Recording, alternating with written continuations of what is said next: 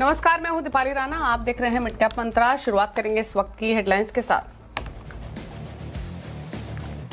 Sensex की weekly expiry के दिन बाजार में उतार चढ़ाव के बीच रिकवरी। निफ्टी निचले स्तरों से 100 पॉइंट से ज्यादा सुधरकर 25,750 के करीब। Axis bank, Reliance, Tata steel, NTPC ने भरा जोश। बैंक निफ्टी फ्लैट, वहीं मिड कैप स्मॉल कैप्स में अच्छी बाइंग। आज के बिग स्टॉक स्पॉटलाइट और चार्ट जीपीटी पड़े सटीक। कमोडिटीज कीमतों में उछाल से वेदांता करीब 6% भागा, ऑल टाइम हाइस पर पहुंचा शेयर। तो वहीं हिंदुस्तान जिंक, कॉपर भी चमके।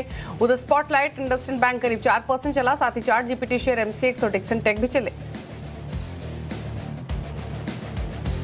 मेटल शेयर में जोरदार चमक। निफ्टी मेटल इंडेक्स करीब 3% ऊपर, 3 से 4% चलकर। टाटा स्टील और हिंडाल्को निफ्टी के टॉप गेनर्स में शामिल। डिफेंस और कैपिटल मार्केट में भी अच्छी रौनक, लेकिन इन्फोसिस के नतीजों से पहले आईटी सेक्टर पर दबाव। रियल्टी और एफएमसीजी इंडेक्स भी नीचे। बीसीसीएल के आईपीओ को जोरदार रिस्पांस से कोल इंडिया का जोश हाई। एक महीने में 14% उछला शेयर। 147 गुना से ज्यादा भरा भारत कोकिंग कोल का आईपीओ।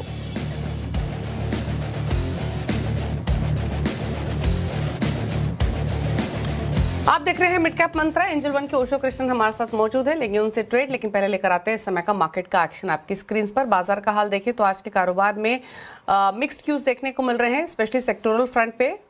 निफ्टी थोड़ा लैक क्लस्टर है, हालांकि हरे निशान में ट्रेड कर रहा है। बिल्कुल फ्लैट इस समय कारोबार करते हुए 16 अंकों की बढ़त देखने को मिल रही है। 25,750 के ऊपर नीचे घूमता हुआ दिखाई दे रहा है। सेंसेक्स भी बिल्कुल फ्लैट कारोबार करते हुए आज के सेशन में। इसके अलावा नजर डालेंगे अगर mid cap small cap index को, तो यहाँ भी फ्लैटिश टोन पर ट्रेडिंग होते हुए दिखाई दे रही है। पॉजिटिव बायस है। हालांकि निफ्टी बैंक आपकी स्क्रीन पर 100 पॉइंट ऊपर कारोबार करते हुए फिलहाल ट्रेड कर रहा है। 59,679 के लेवल्स देखने को मिल रहे हैं। मिड कैप इंडेक्स आधा % ऑलमोस्ट ऊपर है। 200 सवा 200 अंकों की बढ़त मिड कैप इंडेक्स में देखने को मिल रही है। स्मॉल कैप इंडेक्स 0.25% ऊपर आज के सेशन में ट्रेड करते हुए। यहाँ पर गिरावट भी ज्यादा देखी थी हमने इस हफ्ते, पिछले हफ्ते। रिकवरी भी शार्प है। मार्केट की ब्रेथ थोड़ी सी बुलिश साइड पर इंक्लाइंड इस समय। 1570 स्टॉक्स बढ़कर कारोबार कर रहे हैं। 1307 स्टॉक्स जो गिरावट के साथ कर रहे हैं ट्रेड। अगर सेक्टोरल हीट मैप देखेंगे तो आउट परफॉर्मेंस मेटल्स में देखने को मिल रही है। 3% ऊपर इंडेक्स कारोबार कर रहा है। इसके अलावा ऑयल एंड गैस 1% ऊपर है। 1% ऊपर पीएसयू बैंक इंडेक्स है। बाकी इंडेक्स कैपिटल गुड्स हुआ या फाइनेंशियल्स हुए, डिफेंस हुए, आधा % ऊपर है। दबाव कहाँ है आज के सेशन में? रियल्टी 1% नीचे है। आईटी 0.1% नीचे है। ऑटोज, एफएमसीजी, फार्मा में भी 1/4% की गिरावट देखने को मिल रही है। तो ये रहा मूड माहौल मार्केट का। ऐसे में अपॉर्चुनिटीज कहाँ है ट्रेडिंग की इंडेक्स या स्टॉक पर, इस पर बातचीत करते हैं। ओशो नमस्कार। निफ्टी बैंक निफ्टी पर पहले आपकी राय क्या रहेगी till market closing? Very good afternoon Deepali ji. See overall market में अगर देखें, वोलेटिलिटी नो डाउट इंक्रीज होते हुए दिखाई दे रही है। एंड निफ्टी का अगर हम रेंज देखें तो अपने 50 day and 100 exponential moving average के इन बिटवीन होवर कर रहा है। तो लोअर लेवल्स पे 25,600 650 का जोन है, जहां पे एक अच्छा बाइंग ट्रैक्शन दिख रहा है। तो उस जोन पे अगर आता है तभी बाई की राय बनेगी। एंड हायर लेवल्स पे जो इंट्राडे का रेजिस्टेंस है वो नियरली 25,800 का है, फॉलोड बाय जो 50 डे एक्सपोनेंशियल मूविंग एवरेज है 25,870 के आसपास। सो हायर लेवल्स पे अपने पोजीशंस इंडेक्स पे लाइट रखने की ही सलाह है। अगर थोड़ा डिप आता है 650 के आसपास तो बिल्कुल बाई करने का अप्रोच निफ्टी पे लेकर के चलना चाहिए। बैंक निफ्टी में अगर हम देखें तो कंपैरेटिवली थोड़ा स्टेबल है। बैंक निफ्टी अपने 20 डे एक्सपोनेंशियल मूविंग एवरेज के आसपास होवर कर रहा है। हायर लेवल्स पे 59,750 से 800 का एक रेजिस्टेंस है। तो उस जोन को ब्रेकआउट करने के बाद ही कन्विक्शन बढ़ेगा बैंक निफ्टी पे। एंड लोअर लेवल्स पे 59,400 से 200 का सपोर्ट है। एक रेंज बाउंड ट्रेड है, बट मुझे लगता है अगर लोअर रेंज में जाए तो एक बार के लिए बाई का अप्रोच लेकर के इंट्राडे पे चलना चाहिए। स्टॉक स्पेसिफिक अप्रोच क्या रहेगी आपकी? दो बाई के ही रिकमेंडेशन है। सबसे पहला, मेटल स्पेस में जैसा ट्रैक्शन काफी बना हुआ है तो जिंदल स्टील पे एक बाई की सलाह है। जिंदल स्टील में अगर हम देखें तो एक कंसोलिडेशन के बाद काउंटर में आज काफी स्ट्रॉन्ग बाइंग ट्रैक्शन देखने को मिला है। नियरली 3% हाई है अभी। तो करंट लेवल्स पे बाई करने की राय है। 1035 से 40 के जोन में बाई करने की राय है।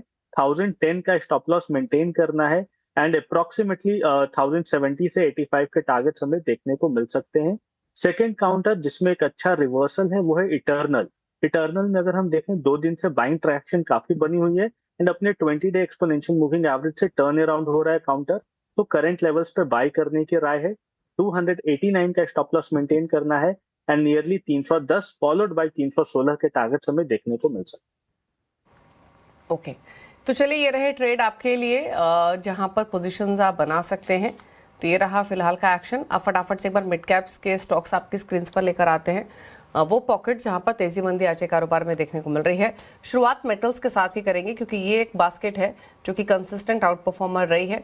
हर डिप पर बाइंग यहाँ पर इमर्ज हुई है और आज के सेशन में देखें तो 0.4% ऊपर नाल्को है। हिंदुस्तान जिंक 4.5% ऊपर, 4.5% ऊपर हिंदुस्तान कॉपर, एनएमडीसी 2.5% ऊपर। एनर्जी स्पेस में जहां बाइंग है उसमें चेन्नई पेट्रो, एमआरपीएल, एचओवीसी और ऑयल इंडिया है। यहाँ पर 3-3.5% से लेकर 4.5% के रिटर्न्स देखने को मिल रहे हैं। फार्मा में जहां बाइंग है उसमें लॉरस लैब 3% ऊपर, 1.5% ऊपर नेटको फार्मा और अरबिंदो बायोकॉन में भी 1.5% की तेजी है। आईटी कमजोर, मिड कैप में जो स्टॉक वीक है आईटी उसमें एम्फोसिस 2.5% नीचे, 2.5% नीचे सास्केन, टाटा टेक 2.5% नीचे, 4% नीचे है टाटा एलेक्सी। रियल्टी में जहां कमजोरी है उसमें प्रेस्टीज 2% नीचे, 2.5% नीचे लोधा, ब्रिगेड 1.5% नीचे, 1.5% नीचे फिनिक्स मिल्स कारोबार कर रहा है आज के सेशन में। तो ये रहा मिड कैप्स का हाल, स्पेशली वो पॉकेट्स जो कि कमज़ोर हैं आज के सेशन में, आईटी और रियल्टी। लेकिन अगर आईटी की बात करें तो ज़्यादा प्रेशर इसलिए भी देखने को मिल रहा है या नर्वसनेस, कॉशियसनेस, क्योंकि इन्फोसिस के नंबर्स आने हैं। कैसे रह सकते हैं इन्फोसिस के तीसरी तिमाही के नतीजे, के एक्सपेक्टेशंस हैं, ये समझ लेते हैं। आशीष वर्मा हमारे साथ मौजूद हैं। आशीष बताइए। बिल्कुल ठीक। आज बाजार बंद होने के बाद आएंगे इन्फोसिस के Q3 यानी कि दिसंबर क्वार्टर नंबर्स।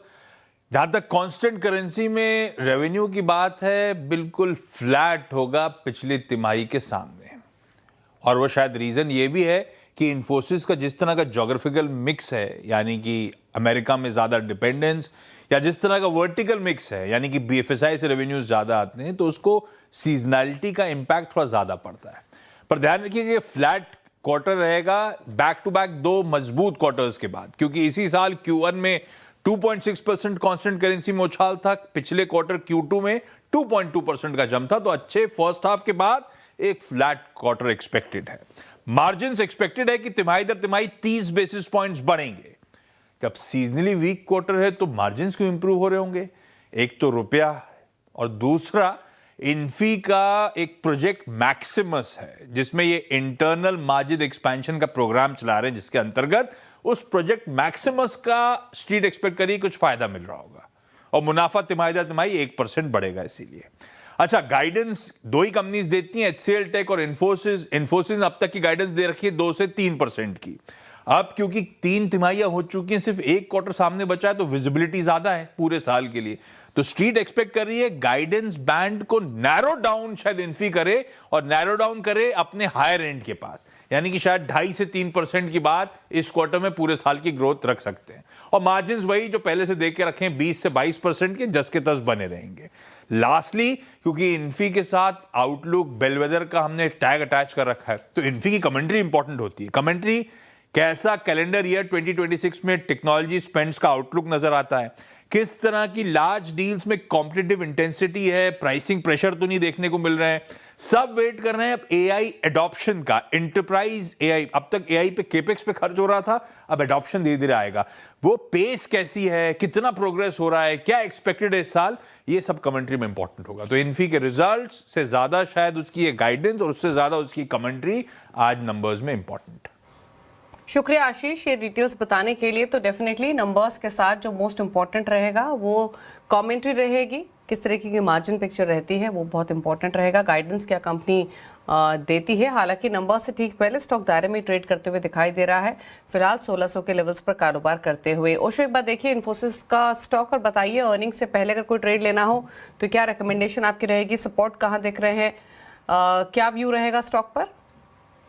टेक्निकली देखें तो काउंटर में थोड़ा सा सबड्यूड मूवमेंट है। डेफिनेटली मुझे लगता है कि अपने अर्निंग्स के बाद एक गैप अप ओपनिंग या गैप डाउन ओपनिंग की ज्यादा मूवमेंट देखने को मिल सकती है। बिल्कुल सपोर्ट लेवल्स पे अगर हम देखें 1590 से 1600 का सपोर्ट जोन है एंड हायर लेवल्स पे 1620 का एक शॉर्ट टर्म में रेजिस्टेंस है। तो इस जोन के ब्रेकआउट होने के बाद ही इधर साइड हमें एक अच्छा ट्रैक्शन बनते हुए दिखाई दे सकता है। तो 1620 के ऊपर बाई की सलाह बनेगी एंड 1590 के नीचे अगर गिरता है तो थोड़ा सा और हमें करेक्शन काउंटर में देखने को मिल सकता है। ओके चलिए, तो ये रही इन्फोसिस पर 1600 पर कारोबार करते हुए फिलहाल के सत्र में। रुक रहे इसी के साथ एक ब्रेक के लिए। ब्रेक के उस पार कुछ और खबरें आपके लिए लेकर आएंगे, जल्द वापस आते हैं। आप देख रहे हैं मिड कैप मंत्रा और रुक करें कुछ और खबरों का। बजट में इलेक्ट्रॉनिक कंपोनेंट मैन्युफैक्चरिंग को सरकार बढ़ावा दे सकती है। इलेक्ट्रॉनिक कंपोनेंट मैन्युफैक्चरिंग को बढ़ावा देने के लिए आईटी मंत्रालय ने स्कीम के लिए ज्यादा आवंटन की मांग की है। क्या है और डिटेल्स असीम मंचंदाज समझते हैं। असीम बताइए। देखिए, सरकार इलेक्ट्रॉनिक कंपोनेंट मैन्युफैक्चरिंग को भारत में बढ़ावा देना चाहती है। इसके लिए सरकार ने एक प्रोडक्शन लिंक इंसेंटिव स्कीम चलाई हुई है। तो उस स्कीम का जो आउटले है वो पूरा 22,800 करोड़ रुपए के आसपास का। तो सरकार को उम्मीद थी कि कंपनियां इसके अंदर आगे आएंगी और आवेदन करेंगी। तो सब सरकार को लग रहा था कि 60,000 करोड़ रुपए के आसपास का यहाँ पर उत्पादन उनको देखने को मिलेगा, इन्वेस्टमेंट उनको देखने को मिलेगा। लेकिन इस स्कीम को काफी बम्पर रिस्पॉन्स कंपनियों की तरफ से देखने को मिला। कंपनियों ने करीबन 1,15,000 करोड़ रुपए के आसपास के इन्वेस्टमेंट को कमिट किया। सरकार अभी तक करीबन 46 कंपनियों को ऑलरेडी मंजूरी दे चुकी है और बाकी कंपनियों के जो आवेदन है वो पाइपलाइन के अंदर है।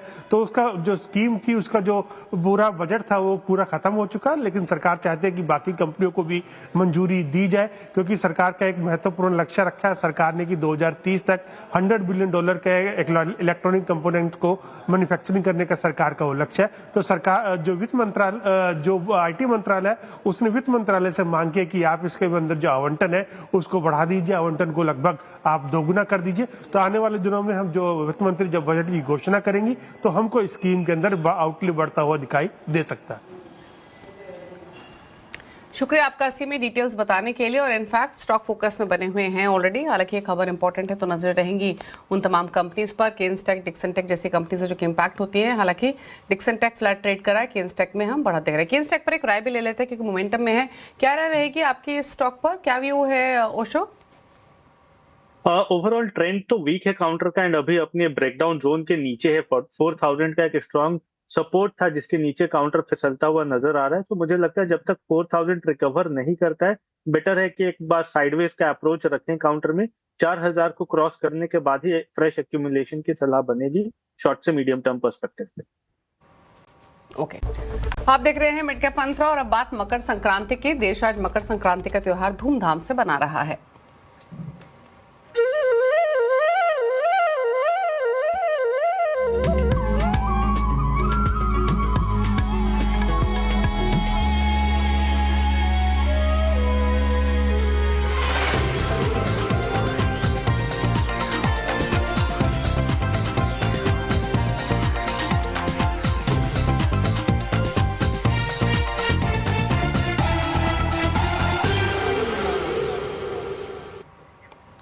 और इस मौके पर गुजरात में खास काइट फेस्टिवल का आयोजन होता है।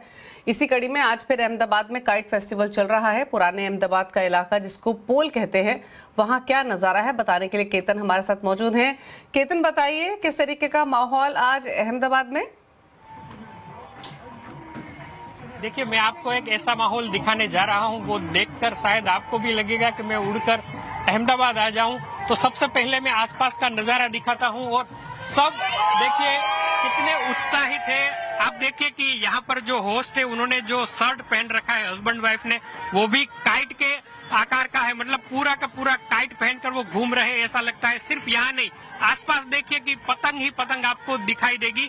आइए, कुछ यंगस्टर है क्योंकि ये त्योहार दशकों सदियों पुराना है, तो यंगस्टर ने भी ये सारी की सारी परंपराएं कायम रखी है। आइए हम सबसे बात करते हैं। बताइए कैसा है माहौल और हर साल आप यहाँ आते हैं? हाँ, मतलब हमारा मामा का ही घर है तो हम लोग यहीं पे रहते आते हैं हर साल उत्तरायण के लिए। बहुत सही होता है, बहुत मजा। मतलब ऐसी उत्तरायण कहीं सिटी के अलावा नहीं मिलती। देखिए, आपकी पतंग कटी कि आपने काटी किसकी? मैंने बहुत सारी पतंग काटी। मेरा घर यहाँ पे ही है तो हम रोज सुबह 8 बजे चढ़ जाते हैं और फिर पतंग काटते हैं। रात में आतिशबाजी होती है और पोर जैसी उत्तरायण कहीं पे भी नहीं होती। आप क्या कहेंगे? मैं फर्स्ट टाइम अहमदाबाद में आई हूँ। मेरी best Uttarayan in my life. This is best Uttarayan for me. बिल्कुल, ये माहौल को और रंगीन बनाने के लिए हितेन भाई पिछले कितने साल से आप यहाँ आयोजन करते हैं और क्या क्या होता है? करीबन 15 साल तो हो ही गए। हम कुछ नहीं करते हैं, हम आ जाते हैं और दोस्तों आ जाता है और इसमें जान आ जाती है। सुबह से लोग 8 बजे से चालू हो जाते हैं। ये सीजन में गन्ना बहुत पॉपुलर है, जामफल बहुत पॉपुलर है, बेर बहुत पॉपुलर है, चिक्की, तल की चिक्की खाते हैं। तो ये सब इतना वो घर पे मजा नहीं आता, लेकिन यहाँ पे जब पड़ा होता है तब उसकी खाने की मजा ही कोई अलग है। आप बताएं, तब तक मैं आपको चिक्की बताता हूँ। चिक्की वो बोल के आप बताइए, आप फैमिली के साथ कैसा एंजॉय कर रही है? हमको बहुत मजा आ रहा है। हम पहली बार ये पोल की उत्तरायण देख रहे हैं और ये एक्चुअली अहमदाबाद की जान है और ऐसा ही उत्तरायण सेलिब्रेशन करना चाहिए ताकि यंग जनरेशन इसको देखे और वो ये चीज कायम रख सके। सात समंदर पार से भी आए हैं। आप कहाँ से आए हैं और कैसा लगा? Pennsylvania USA। कैसा लगा ये festival? बहुत अच्छा लगता है। मैं पहले बचपन से इधर था, उधर वहाँ से भी मुझे बहुत पतंग का बहुत मजा आता है, तो मैं हर साल जनवरी में ही आने का प्रयत्न करता हूँ। और यहाँ मेरे पीछे ये इस तरह के पूरा बुफे लगा हुआ है और अभी लंच का भी आयोजन है। यहाँ पर breakfast, lunch, dinner, high tea सब छत पर ही होता है और ये दशकों पुरानी परंपरा है। आप दिखाइए, जो भी यहाँ मेहमान आता है, और सिर्फ यहाँ नहीं, जितनी भी अहमदाबाद की छत है वहाँ पर ऐसा ही नजारा होता है। तो बिल्कुल आज नहीं, कल भी रहेगा, जिसको हम मिनी संक्रांत बोलते हैं, बासी उत्तरायण। कल भी ऐसा ही माहौल आपको अहमदाबाद की हर छत पर, गुजरात की हर छत पर दिखेगा। म्यूजिक, मस्ती, खाना पीना और पतंग, यही है मकर। फटाके फूटते हैं शाम को, जो फटाके फूटते हैं, मुझे लगता है किसी को भी 31 को सिडनी या दुबई जाने की जरूरत नहीं है। अगर यहाँ खड़े रहेंगे तो उनको पूरी दुनिया का नजारा देखने मिल जाएगा। इतने फटाके फूटते हैं आजू बाजू में, और ये स्वयंभू अहमदाबाद के लोग फोड़ते हैं। बिल्कुल, तो ये है हमारी अहमदाबाद की परंपरा। शायद अब आपको भी आपने लगा बाकी होगा लोगों कि से तो बातचीत की, पर ये बताइए, आपने पतंग काटी या कटवाई?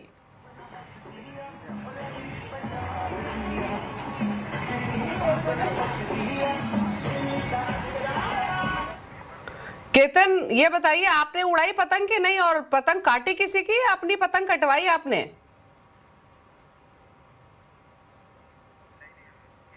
चलिए, केतन तक शायद केतन की पतंग कटी या कटवाई वो तो मालूम नहीं पड़ा, लेकिन फोन लाइन जरूर कट गई और इसीलिए बातचीत नहीं हो पाई। बट इनफैक्ट वापस कनेक्टेड है।